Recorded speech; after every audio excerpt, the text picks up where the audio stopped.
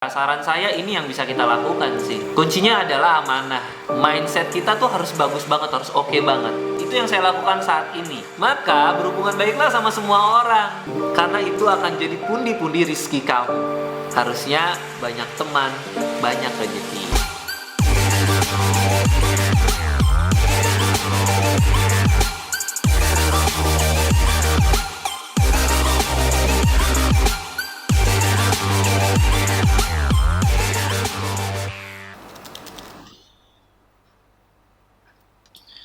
Bicara terus terang, kita bicara agar dapat titik terang.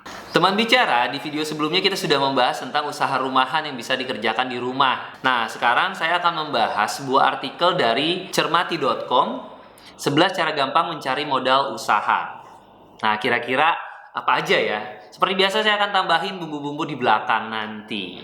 Oke, langsung saja 11 cara gampang mencari modal usaha. Yang pertama adalah pinjam dari bank dengan jaminan.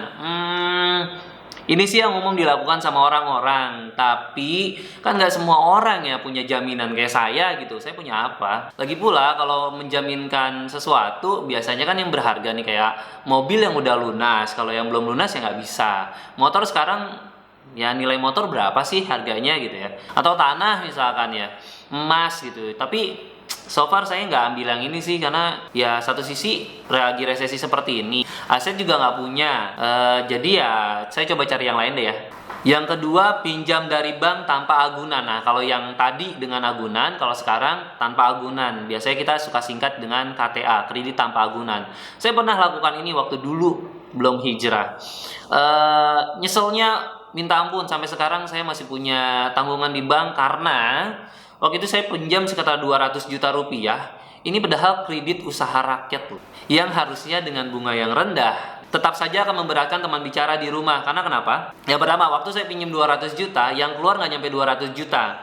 Karena ada potongan administrasi kurang lebih plus minus 20 jutaan. Jadi saya terima cuma 180 juta. Nah, untuk melunasinya saya harus mengeluarkan cicilan sebanyak 3 juta per bulan selama 15 tahun. Nah, kebayangkan berapa nominalnya? Itu kira-kira tuh sekitar 500 juta dari pinjaman saya yang 200 juta. Jadi saya nggak nyaranin untuk lakukan ini sih, karena bunganya akan memberatkan teman bicara di rumah. Saya saja sudah tobat. Astagfirullah. Yang ketiga, nah ini lebih baik jika teman bicara punya tabungan. Di sini disarankan untuk memakai tabungan. Inilah yang diajarkan orang tua kita, rajin menabung, ternyata penting. Lanjut yang keempat, jual aset kalau punya. Masalahnya tadi aja kita udah bilang gitu kan, kalau diagunkan ke bank aja harus punya aset. Nah, tapi ini lebih baik. Karena kenapa? Daripada kita mengagunkan aset kita untuk pinjaman gitu, lebih baik kita jual aja sekalian. Karena kenapa? Tidak ada bunga, jadi kita nggak punya beban untuk cicilan kita ke bank nanti. Bunganya tuh terlalu besar, saya sih nggak nyaranin. Lagi pula dosanya, wow, bunga dan dosa sama besar. Oke, selanjutnya menggadaikan aset. Ini juga saya tidak terlalu menyarankan ya, kalau jual sekalian aja deh gitu. Karena kalau menggadaikan aset sama pasti ada bunganya juga. Jadi saya tidak menyarankan untuk berhubungan dengan riba. Apalagi belum puasa kayak gini kita bahas riba, anti. Selanjutnya yang keenam, pinjam dari teman atau saudara. Saran saya ini yang bisa kita lakukan sih, dan yang paling baik untuk kita lakukan. Yang penting kita harus amanah. Kalau pinjam ya bayar, jangan sampai nggak bayar. Waktunya bayar ya bayar. Atau bisa ajak kerjasama dengan cara profit sharing. Mungkin nanti ada kali dibahas. Kuncinya adalah amanah. Jika kita sudah dipercaya teman atau saudara, pasti dengan senang hati teman atau saudara kita akan memberinya sih. Plus, tetap jangan pakai bunga. Akan lebih baik jika sekalian untuk profit sharing gitu. Nah, itu lebih oke lah.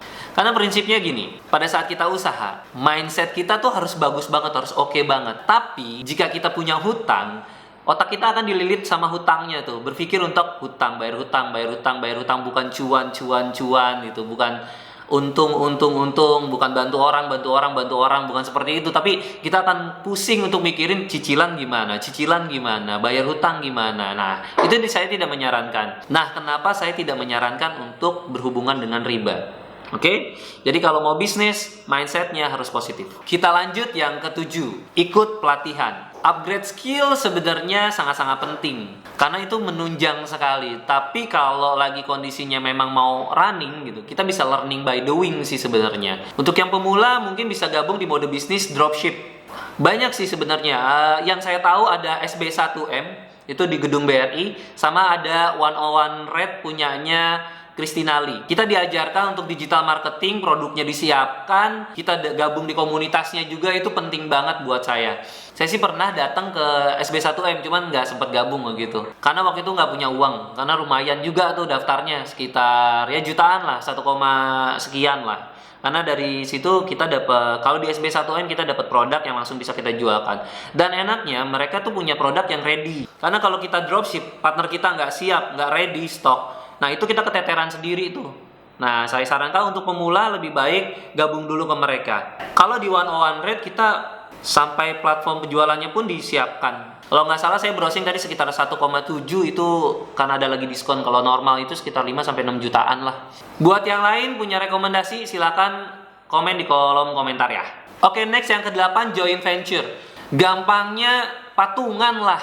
Itu yang saya lakukan saat ini. Tapi saya coba cari proyeknya dulu. Nah, misalkan saya butuh modal 700 juta, ternyata saya punya uang cuma 200 juta. Nah, sisanya gimana? Sisanya saya kumpulin dari teman-teman saya yang lain. Itu yang biasa kita lakukan di brand activation perusahaan saya ini. Nah, jadi kita bisa ngambil proyek yang besar nih. Oke, 9. Modal dari konsumen. Ini ada banyak cara sih. Yang pertama bisa PO. Pesen dulu, begitu pesen, nanti kita belanjain dari uangnya mereka. Mereka harus transfer. Sebenarnya kalau mau pinter-pinteran, cari aja di Tokopedia, barangnya yang ready stock kita tanyain dulu, habis itu kita posting di Instagram kita atau di Facebook kita. Harganya kita up sedikit, setelah itu kita jual dengan sistem PO di sosial media kita. Jika ada yang minat, mereka harus transfer terlebih dahulu, baru kita kirim dengan jangka waktu beberapa hari. Nah, habis itu kita langsung pesan di Tokopedia. Setelah kita pesan di Tokopedia, mereka langsung kirim, jadi nggak ada ongkos kirim lagi, ya kan? Nah, Anda bisa main-main di ongkos kirimnya, juga bisa ditambah-tambahin. Atau yang kedua, bisa dengan cara just tip. Nah, tapi uangnya kita minta duluan gitu. Jadi kita udah ancer-ancer nih. Oh, kira-kira harganya sekian. Nah, misalkan kita lagi jalan-jalan nih, misalkan ke luar negeri atau ke Bali atau ke kampung kita gitu, pulang kampung nih, sekarang lagi musim pulang kampung lebaran kan. Nah, misalkan pulang kampung ke Jogja, ada yang mau nitip batik nggak gitu. Kebetulan kita lagi jalan-jalan di sana. Nah, mereka tinggal transfer. Begitu transfer, baru kita beliin. Nah, itu tanpa modal tuh. Hari gini harus pinter-pinter lah. Yang ke-10, franchise atau waralaba. Mungkin ini yang dimaksud bukan kita beli franchise-nya, tapi kita jualan franchise-nya kali ya. Jadi ini kita harus bikin dulu bisnisnya. Kalau bisnisnya udah jalan, sistemnya udah ada. Setelah itu untuk mengembangkannya kita bikin cabang-cabang, nggak perlu pakai uang kita sendiri nih. Bisa pakai sistem franchise. Nah, ini juga ngebantu kita. Karena monitoring juga tuh paling susah tuh di bisnis. Untuk monitoring kita bisa dibantu dengan franchise kita. Nih, oke. Tapi buat yang sudah punya usaha sebelumnya. Buat yang baru mulai, coba alternatif yang lainnya dulu. Lanjut yang ke-11 ada sponsor dari website. Ini maksudnya mungkin crowdfunding kali ya. Jadi crowdfunding ini dulu tuh seingat saya ada wujudkan.com. Kalau sekarang itu ada kitabisa.com. Itu adalah sebuah platform crowdfunding. Jadi kita tinggal sounding ke mereka, masukin profiling kita, bisnis kita apa, share-nya seperti apa. Mereka yang tertarik akan invest di tempat kita. Tapi sekarang lagi banyak buat kegiatan sosial sih, jadi ngumpulin dana gitu. Intinya crowdfunding itu adalah patungan lah. Tapi menurut saya ini juga oke daripada pinjem di bank kayak bunga. Oke, itu adalah 11 cara gampang mencari modal usaha dari cermati.com. Saya cuma nambahin sedikit aja. Setiap pengusaha pemula pasti mengeluhkan modal. Pertanyaan saya adalah, emang seberapa penting sih modal? Karena saya sudah beberapa kali mendapatkan orang-orang yang punya kendala modal. Mulai dari yang jutaan sampai yang puluhan juta. Akhirnya saya kasih modal. Setelah itu mereka kan mengeluh lagi. Pada saat barangnya nggak laku, mereka akan ngeluh nggak ada market. Kalau modalnya ada, marketnya ada, terus usahanya sampean apa? Oke, sekarang pertanyaan saya, yang paling utama adalah modal atau market? Kalau saya akan lebih pilih market. Pada saat saya punya market, saya akan lebih mudah untuk menjual tanpa harus memiliki modal. Kayak tadi sebenarnya sistem dropship dari SB1M atau 101 Red, sebenarnya ngasihnya platformnya doang dan produk dari mereka. Tapi untuk grab marketnya, tetap harus kita yang usaha. Tetap marketnya adalah market kita. Mereka sebenarnya kalau saya bilang kayak franchise lah gitu ya. Tapi dalam bentuk digital, dalam bentuk sistem atau platform. Tapi market yang diambil adalah marketnya kita. Maka yang dibutuhin adalah market kita. Nah, market kita bisa didapat dari mana? Saya nggak punya market om gitu ya. Ada kok, cuman nggak sadar aja. Oke, kita bahas deh. Market kita sebenarnya ada tapi di mana?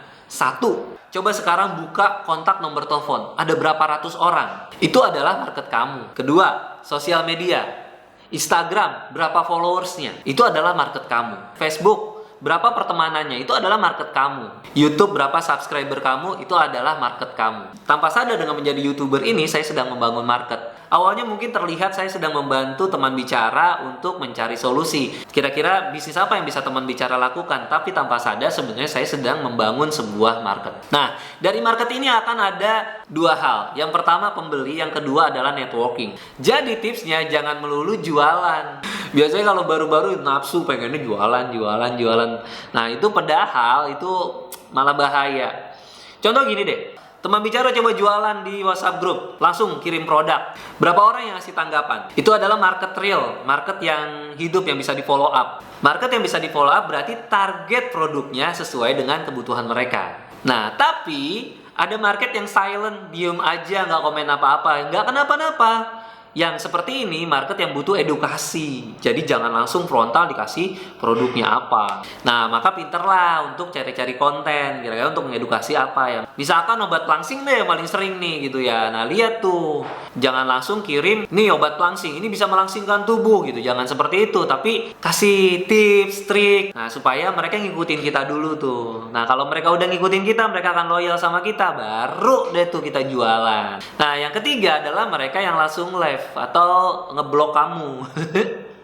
Kalau ketemu yang seperti ini udahlah, nggak usah jualan ke mereka karena mungkin kamu kurang dekat sama mereka. Tapi menurut saya gini, keputusan orang membeli ada dua. Memang dia butuh, yang pertama itu paling bagus, yang kedua adalah nggak enak sama kamu. Maka berhubungan baiklah sama semua orang, karena itu akan jadi pundi-pundi rizki kamu. Makanya nggak cuma banyak anak banyak rejeki, harusnya banyak teman banyak rezeki. Baik, itu saja dari saya. Dari kesimpulannya adalah bisnis tanpa riba itu lebih baik. Bisnis tanpa modal pasti bisa. Yang penting bukan modal tapi market. Bicara terus terang, kita bicara untuk dapat titik terang. Saya Novi, I'm all.